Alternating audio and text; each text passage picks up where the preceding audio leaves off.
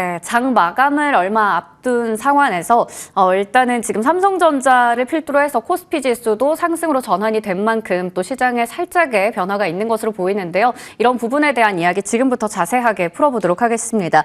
오늘은 HSL 파트너스 이형수 대표님과 함께합니다. 대표님 안녕하세요. 네, 안녕하세요. 네. 먼저 아침부터 트럼프발 상호 관세에 대한 우려 속에서 오늘 그 관세 직격탄을 받는 섹터 그리고 관세 무풍지대 등등 여러 가지 좀 이슈들을 짚어봤습니다. 그런 가운데 저희 오프닝에서 체크해봤던 것처럼 반도체 업계도 사실 좀 타격에 대한 그 우려가 있었어요.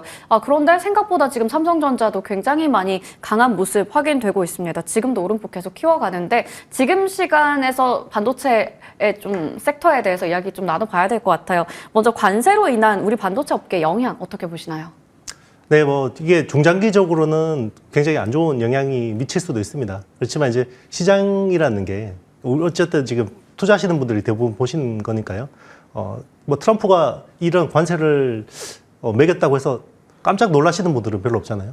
그러니까 예. 이미 상당 부분 이제 시장이 선반영이 돼 있다고 볼 수 있는 거고 이게 새삼 새로울 건 아닌 거죠. 네, 그러다 보니까 이제 시장이 오히려 별로 그렇게 여기에 민감하게 반응을 하고 있지 않은 것 같고요. 그리고 또 한 번 이제 우리가 지난번에 행정명령으로 봤지만, 이 관세를 또 매기고 나서 또 협상하러 오라 그러잖아요.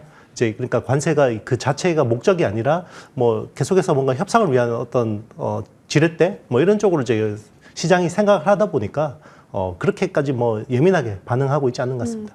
네, 관세에 대해서 그렇게까지 예민하게 반응하지 않는다 이미 알고 있었기 때문에 그렇다면 지금 삼성전자의 주가도 좀 체크해 봐야 될 것 같아요. 굉장히 의미가 있습니다. 3.5% 정도 오름폭 계속 확대가 되고 있는 구간이거든요. 이건 관세에 대한 우려가 그렇게 크지 않아서이다 때문인지 아니면 갤럭시 S25 때문인지 왜냐하면 하이닉스는 여전히 2% 넘게 하락하고 있거든요. 네, 일단 이제 시장의 투자 아이디어가 조금씩 바뀌는 것 같습니다. 예. 이제 최근에 딥시크라는 어떤 중국의 AI 모델이 공개가 되면서 이게 실제로 그렇든 그렇지 않든 간에 이제 시장에서는 일단 AI 가속기, 이렇게 비싼 AI 가속기를 가지고 컴퓨팅 파워를 구현할 필요가 없다라고 지금 생각을 하고 있거든요. 근데 실제로는 그렇게 될 것 같지는 않지만 일단 시장은 지금 민감하게 반응을 하고 있는 것 같고요. 그래서 엔비디아나 브로드컴, TSMC 같은 주가들이 많이 조정을 받았고, 그리고 이제 국내에서는 SK 하이닉스, 한미반도체 같은 회사들이 좀 부정적으로 주가가 반응하고 있는 것 같습니다. 그리고 이제 삼성전자는 또 한편으로 보면 이런 AI의 가성비 있는 모델들이 많아짐으로 인해서 좀 낙수 효과가 있을 수 있다. 이런 식으로 이제 지금 투자 아이디어들을 많이 생각하고 있고요. 그리고 온 디바이스 AI가 되게 되면 이제 아무래도 B2C 쪽으로 노출도가 높은 삼성전자가 좀 좋아질 수 있다라고 생각을 하는 것 같고요. 그리고 지금 중국이 아무래도 내수 부양을 위해서 이구 환신이라는 정책을 펼치고 있거든요. 그러니까 이제 새 제품을 사면 이제 헌 제품을 바꾸면 이제 보조금을 주는 건데 여기에 PC하고 스마트폰이 들어갑니다. 그래서 아무래도 지금 제일 문제가 되는 게 삼성전자 반도체 쪽에서 지금 이제 재고들이 가장 큰 문제가 되고 있거든요. 그 재고들이 좀 이제 완화될 수 있다. 이런 기대감들이 지금 녹여져 있다고 보고 있습니다. 네, 삼성전자 이제 갑자기 또 오름폭을 키워가는 그 배경이 궁금했는데 그 부분에 대해서 짚어주셨고요. 그리고 지금 수급 체크해봐도 외국인과 기관 모두 다 사고 있는 상황입니다. 자, 그리고요 앞서 딥시크에 대해서 좀 이야기를 해주셨는데 확실히 중국판 오픈 AI라고 하죠. 고성능의 저비용 딥시크가 등장하면서 AI 소프트웨어 기업들이 상당히 많이 주목을 받았습니다. 그런 가운데 AI 패러다임에도 좀 큰 변화가 있다고 보시는지요? 네, 어쨌든 딥시크가 내놓은 V3라는 모델이 이제 예. LLM 모델이거든요. 파운데이션 AI 모델이고, 그리고 이걸 기반으로 이제 만든 초론 전용 모델이 R1이라는 모델인데, 자, 이 모델 두 개를 굉장히 가성비 있게 구현했다라는 거고, 이걸 또 오픈소스로 공개를 했어요. 그러니까 이제 이 정도의 모델은 다른 어떤 기업들도 충분히 이제 의지와 충분한 자금만 있으면 할 수 있다라는 거거든요. 그러니까 이제 AI 소프트웨어 쪽이 오히려 그러니까 그동안에는 컴퓨팅 파워와 빅데이터가 중요한데 이 AI 모델을 만들기 위해서는 상대적으로 컴퓨팅 파워 쪽에 좀 이제 무게 중심이 있었거든요. 그런데 이제는 알고리즘을 통해서 뭔가 이제 컴퓨팅 파워를 줄일 수 있다 이런 이제 기대감이 있다 그러면 오히려 데이터의 가치가 높아지는 거잖아요.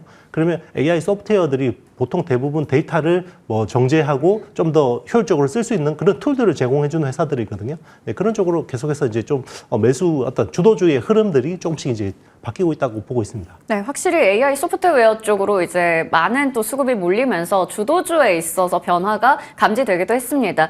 그 안에서 뭐 네카오 같은 안정적인 종목들이 또 떠오르기도 했었고요. 그 부분에 대해서 좀 짚어봤고요.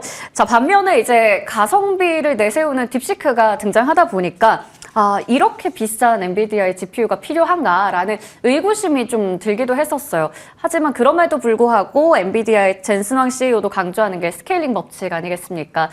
좀 두 가지에 대해서 계속 첨예하게 논란이 있는 상황인데 지금 마침 또 엔비디아는 26일에 실적 발표도 앞두고 있다 보니까 우리가 계속 좀 예민하게 엔비디아를 좀 주시를 해야 될 것 같아요. 주목하시는 포인트 좀 있을까요? 네, 저는 한 가지만 제일 궁금합니다. 블랙웰 어떻게 되는 건지. 블랙웰, 네. 예. 지금 이제 엔비디아가 사실 뭐 지금 그 주가가 저렇게 이제 조정을 받고 있는 원인 중에 하나는 만약에 블랙웰의 출시 어떤 스케줄만 크게 문제가 없었다 그러면 이렇게까지 조정받을 일인가라고 생각했었을 것 같아요. 근데 딥시크라는 모델이 나와서 뭐 이런 고성능 컴퓨팅 파워가 필요 없다라는 이제 공개역의 빌미가 된 게 결국은 블랙웰이 계속해서 출시가 지연되고 여기서 또 발열들, 노이즈들이 계속 나온 것들이 이제 결국 빌미가 됐다고 생각하거든요. 그래서 이번 실적 발표에서 이제 블랙웰에 대한 것들이 어떻게 진행되는 건지 여기에 이제 투자자들의 의구심을 상당 부분 해소시켜주지 않으면 저는 이제 좀 추가적인 조정이 나올 수 있다고 생각하고요. 만약에 여기서 충분히 이제 좀 해명이 된다 그러면 네. 다시 반등을 모색할 수 있지 않을까 생각합니다.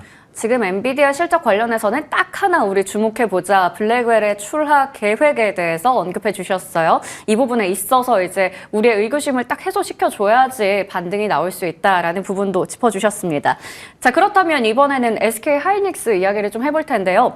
작년에 사상 최대 실적을 기록했습니다. 그리고 6세대 HBM에서도 한 발 앞선 상황인데 물론 오늘은 1월에 HBM 수출액이 좀 급감했다라는 이슈 속에서 그리고 또 관세 영향까지 받아가면서 주가는 좀 아쉽습니다. 2.4% 정도 하락하고 있긴 한데 그래도 사실 1월 자체가 연휴가 많아서 아무래도 그 조업일수 감소 영향도 있었던 것 같고요. 여전히 HBM이 건재하다라는 거 봤을 때는 수익 증대를 기대해도 괜찮은 것인지 하지만 딥시크랑 관세 우려는 우리가 계속 좀 넘어야 할 산으로 둬야 될까요? 일단 이제 SK 하이닉스 같은 경우는 단기적인 어떤 투자 전략하고 중장기적인 투자 전략을 좀 분리해서 대응을 해야 될 것 같습니다. 일단 단기적으로는 지금 엔비디아가 불확실하잖아요. 그렇기 때문에 계속해서 HBM에 대한 어떤 우려들이 나올 수밖에 없고요. 그래서 단기적으로는 좀 주가가 엔비디아의 실적 발표 때 뭔가 이 해소시켜주지 않는다 그러면 계속해서 부진한 흐름을 이어갈 수밖에 없을 거라고 보고 있고요.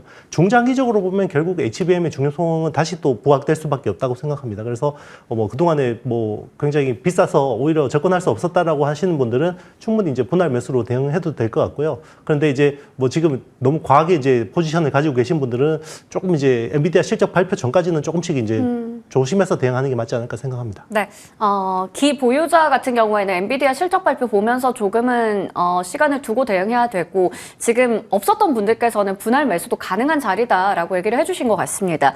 자, 그리고 저희가 앞서 삼성전자가 오늘 굉장히 의미 있게 움직여서 앞에서 먼저 얘기를 하긴 했었지만 추가적으로 더 궁금해서요. 이재용 회장이 아무래도 사법 리스크를 덜어내고 나다 보니까 앞으로의 행보에 많은 사람들이 주목을 했고요. 최근에는 또 AI 3국 동맹에 대한 기대감까지 나타났었고 온디바이스 AI 확대 여러 가지 좋은 뉴스들이 많이 붙고 있는 상황이에요. 어떻게 보면 바닥은 이제 확인을 했다라고 볼 수도 있을 것 같은데 오늘 또 이렇게 한번 시세를 내주다 보니까 이제는 좀 우상향 기대해도 괜찮을까요? 네, 밸류에이션으로 보면 역대급으로 낮아져 있는 상황이었기 때문에 재료만 붙으면 충분히 반등할 수 있는 자리였다고 볼 수 있고요.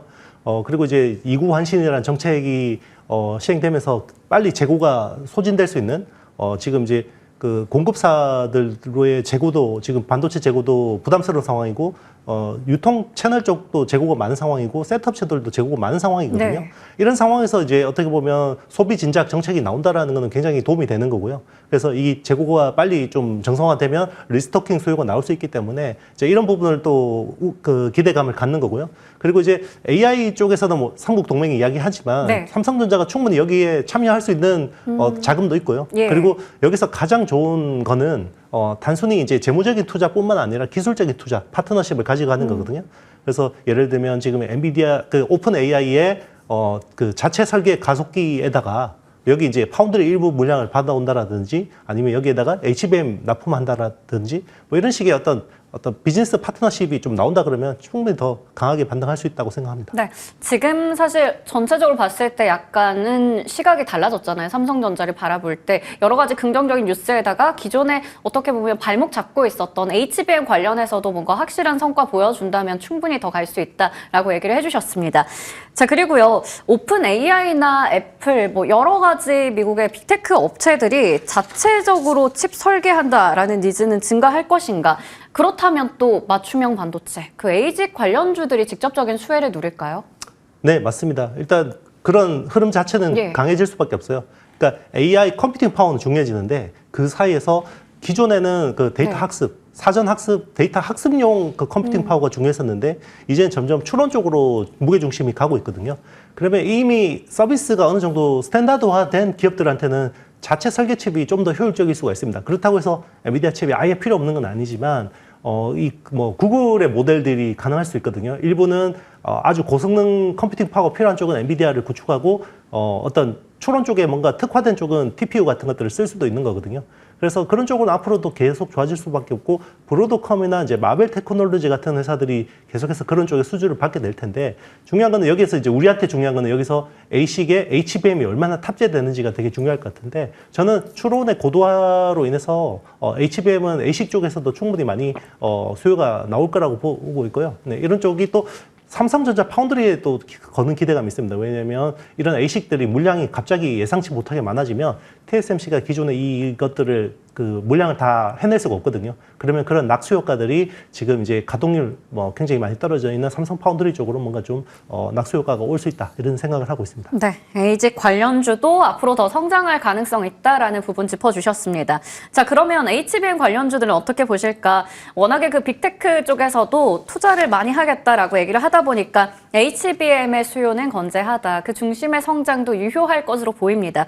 앞서 SK하이닉스 1분기는 사실 계절성 영향도 있었고 연휴 영향도 있었던 것 같아서 이게 일시적인 것인지 SK하이닉스는 아까 분할 매수 가능하다고 얘기해 주셨거든요. 그러면 다른 HBM 관련주는 어떻게 보세요?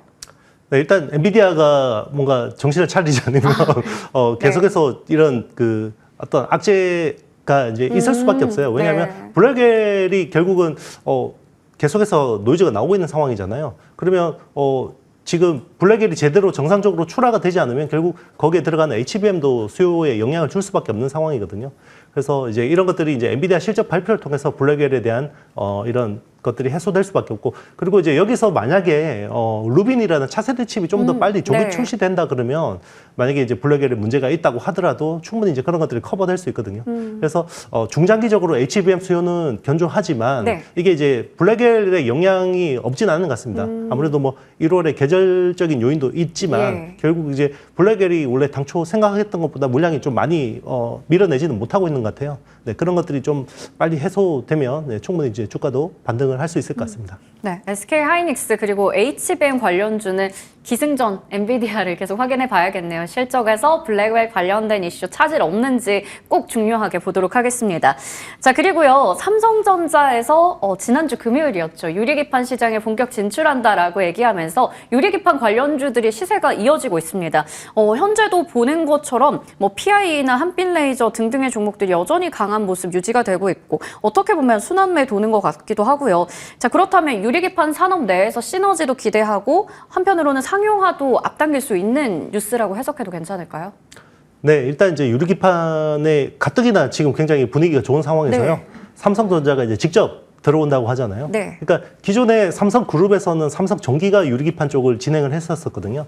근데 이제 삼성전기가 하는 거는 기존에 이제 그 제일 밑단 우리 그 2.5D 패키징에서 보면 그 플립칩 BGA라고 하는 그 플라스틱 기판이 있습니다. 그거를 대체하는 게 지금 삼성전기가 하는 쪽이고요.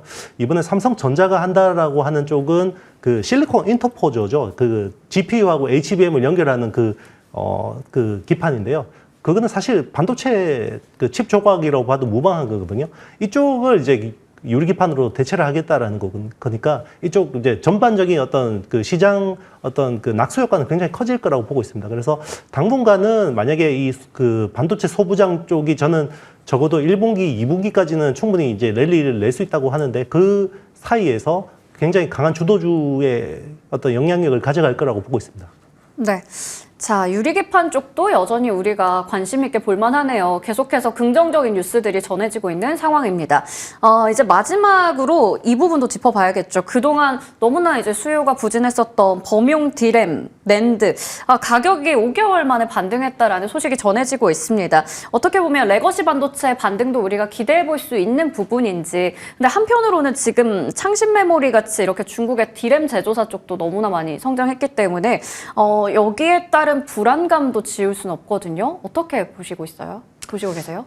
일단 이제 그 저가 라인업이 있잖아요. 네. 예를 들면 이제 DRAM 같은 경우는 DDR4 같은 이제 저가 라인업이 있고 이런 쪽은 반등 탄력이 세게 나오기 힘들어요. 왜냐하면 중국의 CXMT 같은 데서 물량을 굉장히 많이 밀어내고 있기 때문에 탄력적으로 나오기 힘든데 그래도 아직까지 프리미엄이 있는 DDR5 같은 쪽은 그래도 충분히 좀 프리미엄을 낼 수가 있거든요. 그리고 최근에 이제 그 어떤 그 아주 그 가성비 있는 AI 컴퓨팅 파워가 중요해지다 보니까 네. GDDR이라는 이제 그런 쪽의 어떤 메모리 수요도 좋거든요. 네. 이제 그런 쪽이 좀 이제 상대적으로 괜찮을 수 있고요. 낸드 플래시 같은 경우도 이제 중국의 YMTC 같은 경우 지금 물량을 굉장히 많이 밀어내려고 준비를 하고 있기 때문에 당분간은 감산을 통해서 뭔가 가격을 좀 더 이제 디펜스하는 뭐 그런 전략들이 나올 수 있고 실제로 이제 그 수요 어떤 전반적인 수요 전체 사이즈가 늘어나는 거는 적어도 하반기에는 좀 기다려야 될 것 같습니다. 네, 레거시 반도체 쪽은 조금은 기다려 봐야 된다. 하반기까지 여유 두고 체크해 보도록 하겠습니다. 오늘 이 시간은 반도체 섹터에 대해서 저희가 심도 있게 다뤄봤습니다. 지금까지 HSL 파트너스 이형수 대표님과 함께했습니다. 고맙습니다. 네, 감사합니다.